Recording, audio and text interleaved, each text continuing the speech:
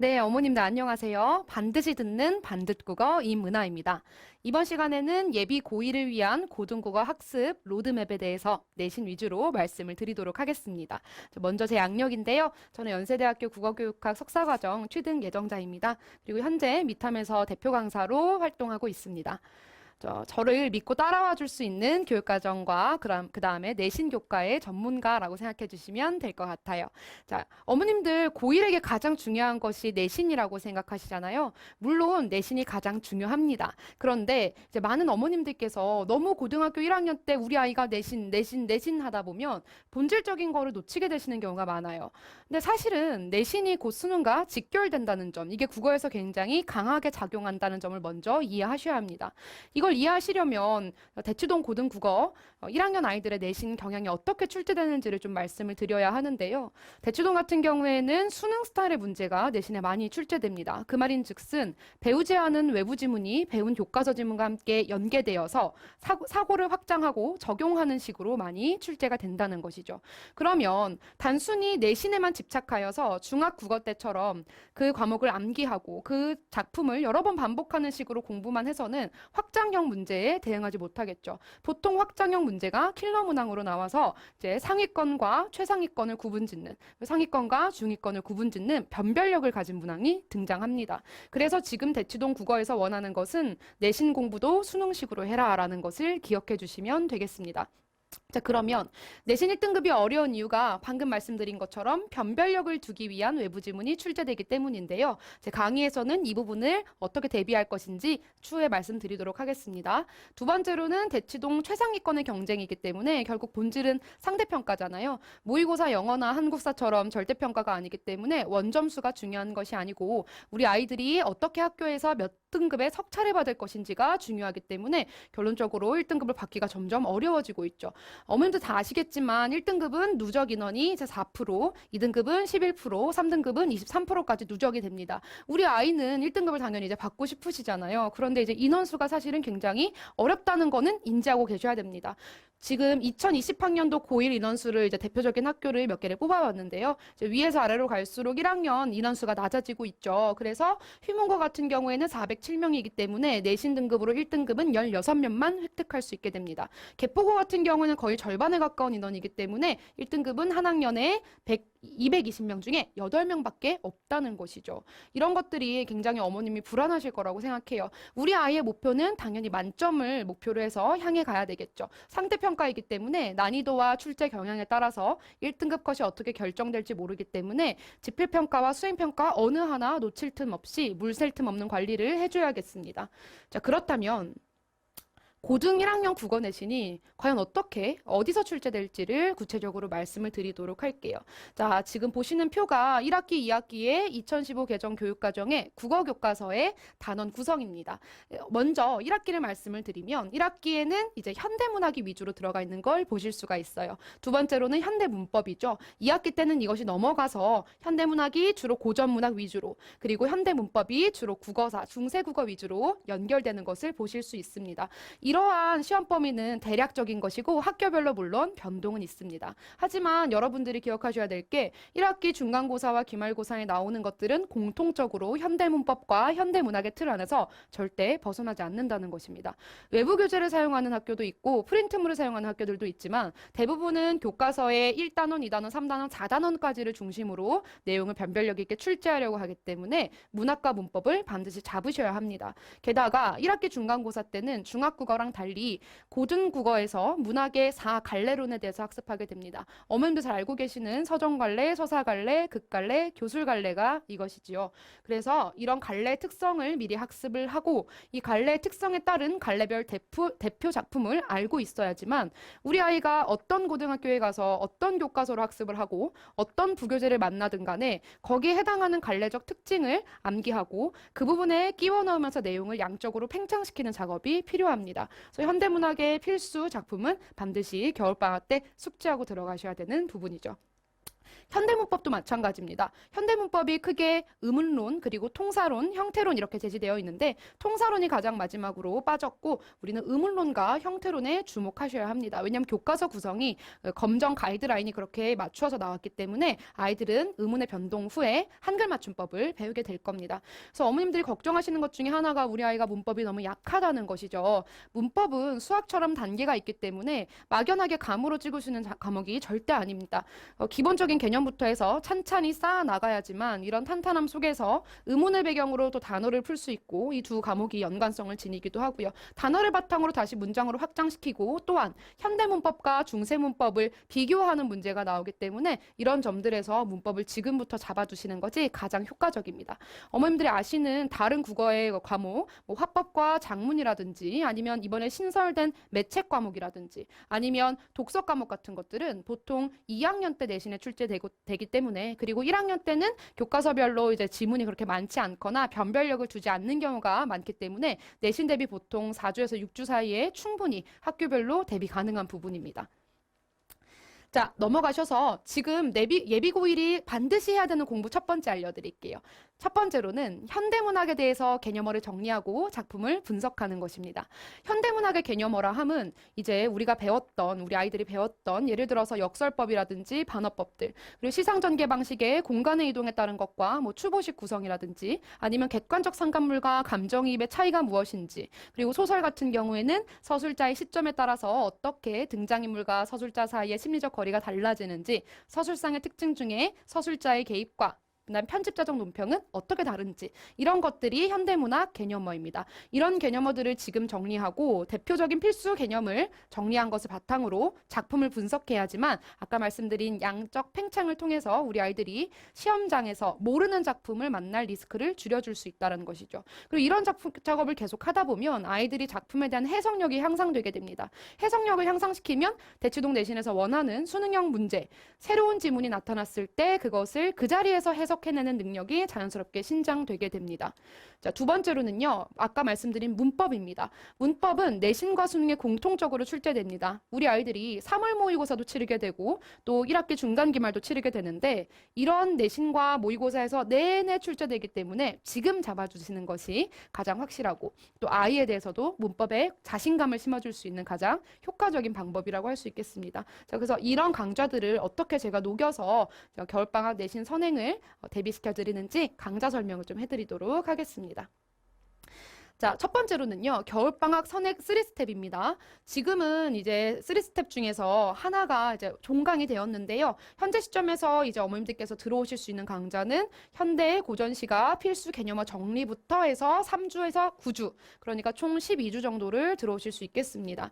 현대시가랑 고전시가의 필수 개념어를 정리하는 걸 통해서 적용하는 강좌예요. 그런데 어머님들께서 걱정하실 필요가 없는 게 필수 운문문학 정리라고 해서 이런 개념어들을 다 알고 있다는 가정하에 한다기보다 이 개념어를 계속해서 반복하면서 자, 이 부분에서는 이게 나오죠. 이 부분에서는 이런 개념이 나오지 같은 것들을 반복적으로 체화하기 때문에 앞에 개념어 강좌를 듣지 못했더라도 필수 운문문학 작품을 정리하는 데 있어서 실전력을 기를 수 있는 계기가 될 것입니다. 그리고 이런 강좌는 9주 동안 진행이 되어서 시험에 나오는 현대시와 그리고 현대소설 그리고 고전시가까지 다 정리를 해드릴 겁니다. 그리고 앞에 있었던 현대문법 정리를 놓친 분들을 위해서 제가 겨울방학 압축 특강도 정리를 했는데요. 문법 특강에 대해서는 잠시 뒤에 설명드리도록 하겠습니다. 자, 그래서 매주 일요일 6시 반에서 9시 반까지 이 필수 운문문학반 선행이라고 해서 방금 말씀드린 9주 동안 하는 작품들 분석하는 강좌입니다.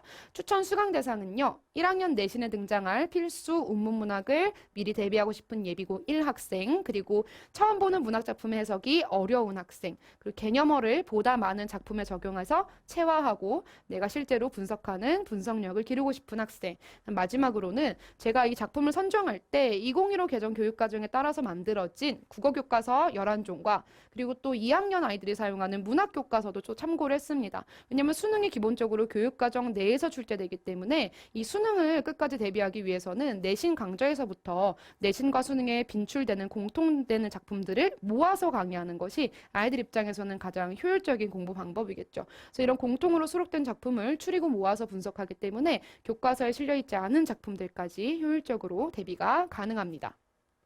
장점은요. 첫 번째로는 필수 우문문학은 반드시 꼼꼼하게 정리해야 된다고 말씀드렸죠. 이런 것들을 통해서 처음 보는 낯선 작품에 대한 해석력을 자연스럽게 향상시키게 됩니다. 두 번째로는 짧은 내신 대비 기간이 있죠. 4주에서 6주 정도 되고 또 올해는 코로나로 굉장히 힘들었는데 이제 올해 입학하는 예비고일 학생들은 이미 우리 학교가 1년 동안 많은 교육 현장의 변화를 겪었고 학교뿐만 아니라 학원도 대비 시스템이 지금 완벽하게 갖춰진 상황이기 때문에 학사 일정의 변동도 적을 것이고 그에 따른 학습 피해나 그런 학습에 대한 부진도 적을 거라고 생각합니다.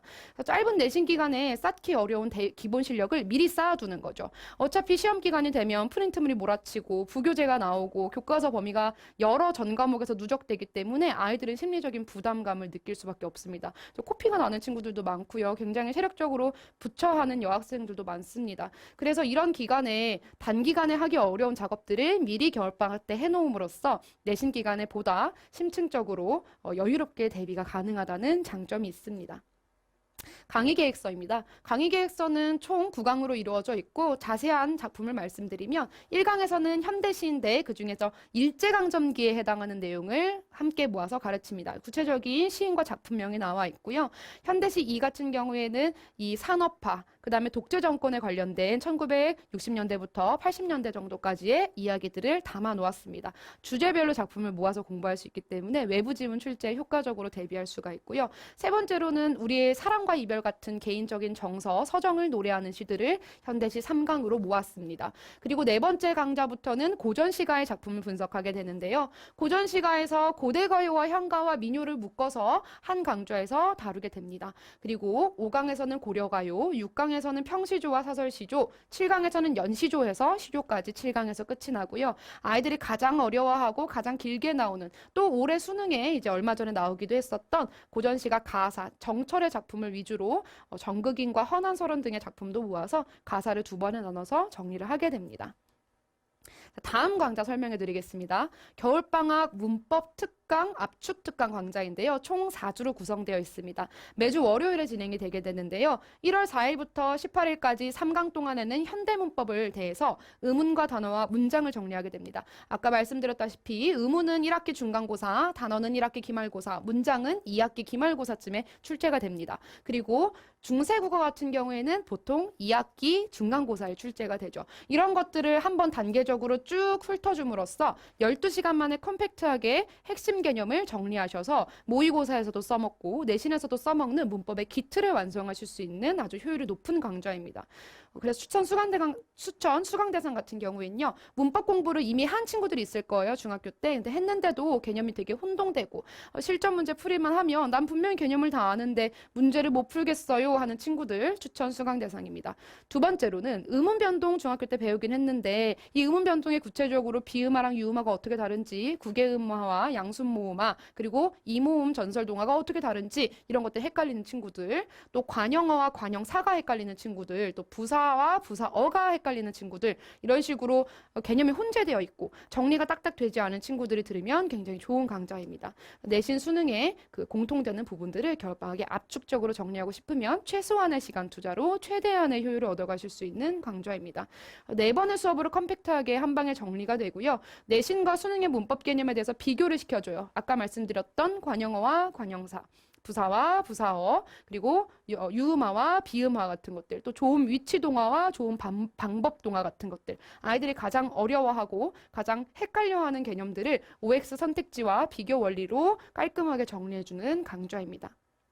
자, 마지막 강좌 소개해 드릴게요. 겨울방학 고전시가 특강인데요. 앞서 말씀드린 핵심 작품은 현대시와 고전시가에 똑같이 비중을 두고 진행하는 강좌라며 이 강좌는 특히 우리 이과 성향을 가진 학생들, 고전시가를 너무 어려워하는 학생들, 고전시가만 보면 두려움을 느끼는 친구들, 현대 해석이 어려운 친구들이 들으면 좋은 강좌입니다. 총 6주 동안 진행이 될 거고요. 자, 1월 5일부터 화요일부터 개강을 합니다. 그래서 5일, 그 다음에 7일, 12일, 3강 동안에는 이제 고려시대와 그 다음에 평시조, 하설시조, 연시조까지 해서 이 부분까지가 4주로 들어갈 거예요. 그래서 2주, 2주 이렇게 들어갈 겁니다. 그래서 2주 동안에는 고려시대에 대해서 정리하고 그 다음에 2주 동안에는 다시 조선시대의 시조에 대해서 정리하고 또 마지막에 2주 동안에는 여기 지금 오타가 있는데 중세문법 정리가 아니고 가사를 정리하시게 됩니다. 그래서 이것도 문학사의 왕조별 흐름에 따른 전개 방식이라고 생각하시면 됩니다. 자, 추천 수강 대상도 말씀을 드릴게요. 고전시가 현대어 해석을 어려워하는 친구들, 그리고 고등국어에서 이게 굉장히 중요한데 앞서 문학에 4갈래론이 있다고 말씀드렸죠. 문학에 대해서 서정, 서사, 극, 갈래라고 나누는 것들은 이론적 갈래입니다. 근데 이론적 갈래는 공시적인 관점에서 파악한 것이죠. 그런데 고려가요, 시조, 가사 같은 것들은 통시적인 개념으로 역사적 갈래라고 부릅니다. 그래서 고려가요가 삼음보라는 거, 시조가 사음보라는 거, 가사는 사음보 연속체라는 거, 고려가요는 후렴구가 있어서 분연체를 기능을 한다는 점, 이런 것들, 이 갈래별 개념과 특징까지 알고 있어야지만 내신에서 고득점을 올릴 수가 있습니다. 그래서 이런 것들이 어려운 학생들은 들으면 참 좋은 강좌입니다. 1학기 내신 시험에 고전시가가 상당히 많이 등장합니다. 현대문학을 위주라고 했어도 현대문학만 배우는 것이 아니고 그랑 똑같은 주제, 그와 비슷한 율격을 가지고 있는 고전시가를 프린트물로 나눠주시는 경우가 대치동에서는 상당히 많아요. 다른 지역에는 크지 않은데 대치동의 이제 어떤 지역적 특성이기도 하죠. 고전시가를 미리 대비하고 싶은 친구들, 그리고 모의고사를 풀면 고전시가에서 항상 틀리는 친구들이 들으면 좋습니다.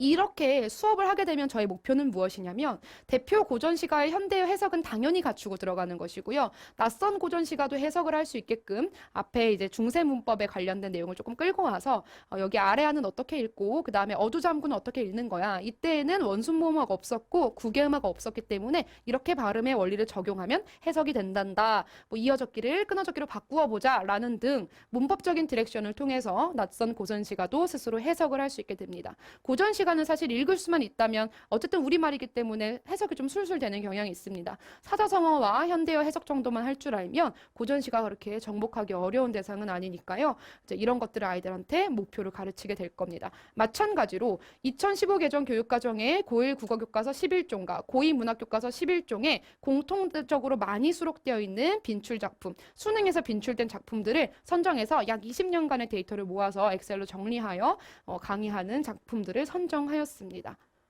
자, 이거는 고전시가 그 계획서, 문법 압축 특강 계획서고요. 학원으로 문의하시면 이 계획서를 받아보실 수가 있습니다. 자, 이제 마지막으로 과제 및 관리 시스템에 대해서 조금 말씀을 드리려고 합니다. 관리가 너무너무 중요하죠. 관리를 굉장히 철저하게 해야 되는 시대가 왔다고 생각합니다. 저도 지금 현장에서 아이들하고 강의를 하다 보면 이제 매주 정부의 그런 사회적 거리두기 방침이 바뀌기 때문에 어떤 주에는 대면 수업을 했다가 어떤 주에는 또 비대면 수업을 했다가 온라인 라이브를 했다가 과제도 온라인으로 검사하고 굉장히 시행착오를 모든 강사분들이 많은 겪은 한 해였습니다. 이것을 바탕으로 제가 구축한 관리 시스템에 대해서 먼저 설명을 드리면 저는 첫 번째로 여러 가지 플랫폼을 사용합니다. 네이버 밴드 라이브 와 유튜브 라이브와 그리고 줌 화상 미팅을 통해서 아이들과 쌍방향적으로 채팅과 음성과 영상으로 소통할 수 있게끔 수업의 그 주차에 따라서 다양한 플랫폼을 활용해서 진행합니다. 예를 들어서 직전 보강 같은 경우에는 처음에는 줌으로 아이들과 질의응답을 하고 총정리할 때는 네이버 밴드로 플랫폼을 넘어가는 식으로 아이들에게 문자를 발송하여 적절한 플랫폼으로 들어올 수 있도록 관리하고 있습니다. 두 번째로는 현장에서 했던 똑같은 관리 시스템 그대로 적용하여 테스트를 가정에서 볼 수 있도록 하고 과제를 사진 찍어서 보내줄 수 있도록 합니다. 그런 식으로 아이들이 집에 있어도 절대로 내가 소홀하고 있지 않구나, 내가 공부를 열심히 해야 되겠구나 라는 느낌을 받도록 제가 관리를 하고 있으니까요. 일단 플랜을 좀 말씀을 드릴게요. 플래너 크게 두 가지가 있는데요. 24시간 사용법과 순수학습 플래너가 있습니다. 제가 5년 전에 만들어서 지금도 잘 쓰고 있는 플래너인데요. 아이들이 굉장히 좋아해요.